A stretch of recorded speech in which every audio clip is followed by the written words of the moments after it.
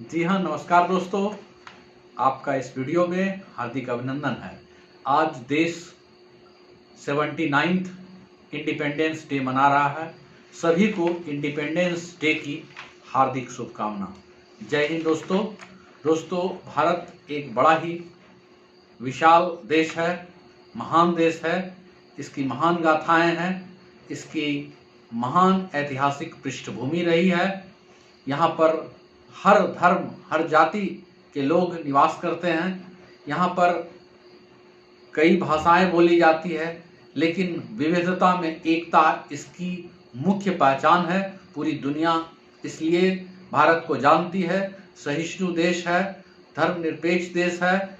और भारत को जो आज़ादी मिला, उसके क्रम में बहुत सारे महत्वपूर्ण प्रश्न आते हैं। मैं उसी कुछ प्रश्न पर आपको कुछ जानकारी देना चाहता हूं, और इसके लिए मैं आज क्वेश्चन हमारे रहेंगे और आंसर हमारा अमृत विनोद देगा। Amrit Vinod, are you ready? Yes, I am totally comfortable. Okay, then हम लोग क्वेश्चन शुरू करते हैं। दोस्तों अंत तक बने रहेंगे क्वेश्चन को, और जिन्होंने चैनल को अब तक सब्सक्राइब नहीं किया है प्लीज सब्सक्राइब करें और बेल आइकन को दबा दें ताकि मेरी लेटेस्ट वीडियो आप तक पहुंचती रहे। ठीक है, तो हम लोग आरंभ करते हैं। क्वेश्चन महत्वपूर्ण। भारत को स्वतंत्रता मिलने के समय ब्रिटेन का प्रधानमंत्री कौन था और वह किस पार्टी से था? ब्रिटेन के प्रधानमंत्री डॉक्टर क्लीमेंट एटली थे और वे लेबर्स पार्टी से थे। वेरी गुड, बहुत अच्छा। भारत छोड़ो आंदोलन किस वर्ष घोषणा हुआ था और कहां से घोषणा हुआ था? भारत छोड़ो आंदोलन, यह आंदोलन 8 अगस्त 1942 को मुंबई में शुरुआत हुई थी। इसकी ग्वालियर टैंक मैदान में इसकी शुरुआत हुई। बहुत अच्छा। 8 अगस्त 1942 को मुंबई के ग्वालियर टैंक मैदान से भारत छोड़ो आंदोलन महात्मा गांधी ने शुरू किया था।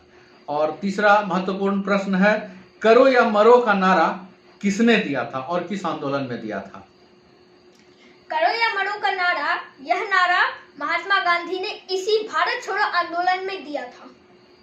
हाँ, करो या मरो का अर्थ स्वतंत्रता प्राप्त करने के संघर्ष में खुद को बलिदान देने का आग्रह महात्मा गांधी ने किया था। अगला प्रश्न है, महात्मा गांधी को राष्ट्रपिता सबसे पहले किसने कहा था? महात्मा गांधी को सर्वप्रथम राष्ट्रपिता से सुभाष चंद्र बोस ने उन्हें नवाजा था। सिंगापुर में से रेडियो के द्वारा उन्होंने यह प्रसारित किया था। बहुत अच्छा, सुभाष चंद्र बोस ने सबसे पहले राष्ट्रपिता कहा था। वो भी सिंगापुर से किसी रेडियो प्रसारण वो दे रहे थे, उसी में उनको राष्ट्रपिता के नाम से संबोधित किया था 4 जून 1944 को।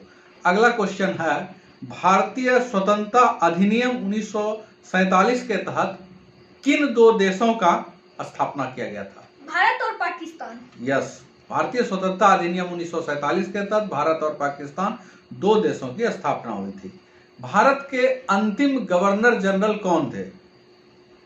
भारत के अंतिम गवर्नर जनरल माफ कीजिएगा दोस्तों, लॉर्ड माउंटबेटन थे। लॉर्ड माउंटबेटन थे। भारत के अंतिम गवर्नर जनरल लॉर्ड माउंटबेटन थे। स्वतंत्रता के बाद भारत के दो सबसे महत्वपूर्ण क्या लक्ष्य थे भारत के सामने? जब भारत स्वतंत्र हुआ तो वह किन दो लक्ष्यों को लेकर शुरू में चल रहा था? उसके पहले दो लक्ष्य थे, एक मजबूत जुट राष्ट्र का निर्माण, क्योंकि उस समय भारत कई सारे विभिन्न राजाओं के द्वारा बटा हुआ था, जैसे कश्मीर में अलग राजा, हैदराबाद में अलग राजा। उन सभी को मिला करके एक अच्छा और एक जुट राष्ट्र बनाना था। और लोकतांत्रिक शासन प्रणाली, जिसके अंदर कि लोग ही सरकार को चुनेंगे, ऐसा नहीं कि एक ही सरकार है और वही एक सरकार पूरी तरह से रूल कर रही है, ऐसा नहीं, बल्कि तो स्वतंत्रता के बाद दो सबसे महत्वपूर्ण लक्ष्य थे, एक मजबूत और एकजुट राष्ट्र का निर्माण, जिसमें कि सभी रियासतों को एक साथ मिलाना, और दूसरा लोकतांत्रिक शासन प्रणाली लागू करना, यानी कि सभी नागरिकों को समान अधिकार और अवसर मिलना। और अगला क्वेश्चन है, स्वतंत्र भारत के प्रथम प्रधानमंत्री कौन थे और पाकिस्तान जो निर्माण हुआ उसके प्रथम प्रधानमंत्री कौन थे?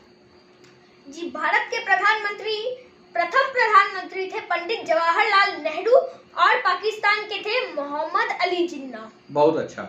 अगली क्वेश्चन है, ट्रस्ट विथ डेस्टिनी भाषण कब और किसने दिया था? यह भाषण पंडित जवाहरलाल नेहरू ने 14 अगस्त 1947 की मध्य रात्रि को कहा था।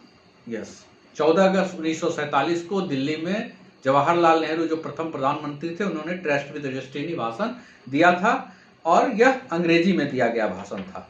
भारत के राष्ट्रीय ध्वज का निर्माण किसने किया था, किसने तैयार किया था डिजाइन राष्ट्रीय ध्वज का? पिंगाली वेंकैया ने किया था।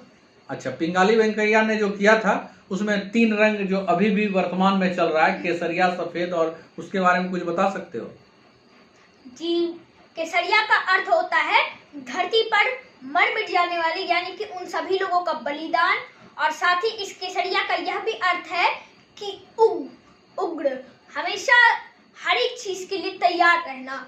वही सफेद, यह रंग था शांति का प्रतीक, और वही हरा रंग, यह आप एक तरह से कह सकते हैं कि विकास का, हरियाली का, उर्वरता का, यानी कि दिन माना प्रतिदिन वो आगे बढ़ना। और एक जो तीनों रंग है उसके बीच में एक चक्र है, वह क्या है? अशोक चक्र उसे कहते हैं, और वह अशोक द्वारा ही बनाया भी गया था। और वह किस चीज का द्योतक है? प्रगति का द्योतक है। वो हमेशा सागरीय नीला कलर का होता है।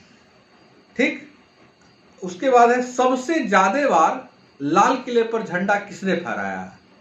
पंडित जवाहरलाल नेहरू ने। भारत पर ब्रिटिश राज कितने वर्षों तक चला? करीब 200 वर्षों तक। भारत का राष्ट्रीय ध्वज संविधान सभा ने कब अपनाया? 22 जुलाई 1947 को। बहुत अच्छा, 22 जुलाई 1947 को संविधान सभा ने जो राष्ट्रीय ध्वज तैयार किया उसको अपनाया। अच्छा, जब भारत को आजादी मिली यानी 1947 में, भारत की जनसंख्या लगभग कितनी थी? करीब 34 करोड़ के आसपास थी, 34 करोड़, और आज 140 करोड़ पहुंच चुकी है, ठीक पहले का 4 गुना। यस, उस समय 34 करोड़ थी, अभी लगभग 140 करोड़ की बात आ रही है। एक क्वेश्चन है बहुत ही इंपॉर्टेंट, असहयोग आंदोलन या नॉन कोऑपरेशन मूवमेंट किसने चलाया था? यह भी गांधी जी द्वारा ही चलाया गया था। कब चला था?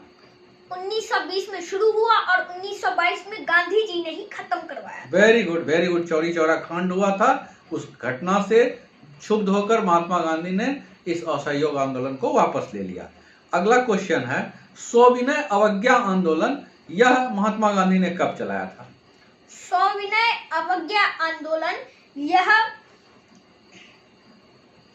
यह माफ कीजिएगा, हाँ, 1930 में चलाया गया था। यस, सविनय अवज्ञा आंदोलन 1930 में चलाया गया था। और एक अति महत्वपूर्ण क्वेश्चन है कि जलियांवाला बाग हत्याकांड जो है उसका तिथि सहित आपको बताना है कि कब हुआ था और कहां हुआ था। 6 अप्रैल 1919 को अमृतसर में हुआ था। हाँ, अमृतसर शहर में 6 अप्रैल 1919 को हुआ था। जो भारत को स्वतंत्रता दिलाया उसमें एक पार्टी का नाम आता है भारतीय राष्ट्रीय कांग्रेस। भारतीय राष्ट्रीय कांग्रेस की स्थापना कब हुई और किसने की थी? 1885 में हुई थी और A.O. ह्यूम ने की थी। हाँ, 1885 में A.O. ह्यूम ने मुंबई में की थी भारतीय राष्ट्रीय कांग्रेस की स्थापना। 1947 में जब भारत आजाद हुआ तो उस समय कांग्रेस के अध्यक्ष कौन थे? उस समय जेबी कृपलानी थे। बहुत अच्छा। 1947 में जो झंडे का अभी वर्तमान में स्वरूप है तो वहां पर चक्र के जगह पर क्या था? पहले चरखा था, फिर उसे बाद में बदल करके चक्र कर दिया, यानी चक्र के जगह पे चरखा था। बहुत अच्छा। भारत के जो राष्ट्रीय ध्वज है उसके लंबाई और चौड़ाई का अनुपात कितना है? 3:2 का अनुपात है। 3:2, लंबाई 3, चौड़ाई 2। ये हमको बताइए कि राष्ट्रगान जो हमारा अभी है जन गण मन, यह कितने सेकंड में समाप्त हो जाना चाहिए? 52 सेकंड। बहुत अच्छा। अच्छा, थोड़ा सा आप राष्ट्रगान क्या है और राष्ट्रगीत क्या है दोनों को अलग अलग बताएं। राष्ट्रगान यह लिखा गया था श्री रविंद्रनाथ टैगोर के द्वारा, और वही यह जो राष्ट्रगीत है वंदे मातरम, यह लिखा गया था बंकिम चंद्र चटर्जी द्वारा। बहुत अच्छा। राष्ट्रगान जन गण मन जो रविन्द्रनाथ टैगोर ने लिखा था, राष्ट्र गीत यह बंकिम चंद्र चटर्जी के द्वारा है जो वंदे मातरम है। Very good. भारत का आदर्श वाक्य क्या है? सत्यमेव जयते, अर्थात सत्य की ही हमेशा विजय होती है। बहुत अच्छा। आपने प्रायः लगभग सभी प्रश्नों के सही जवाब दिए। दोस्तों, उम्मीद करता हूं यह वीडियो आपको लाभदायक होगा, नई जानकारियां आपको कुछ मिलेगी, कुछ आप जानते होंगे। मैं पुनः एक बार सभी को स्वतंत्रता दिवस की हार्दिक शुभकामना देता हूं। जय हिंद, जय भारत। हमारा भारत महान था, महान है और महान रहेगा। भारत माता की जय।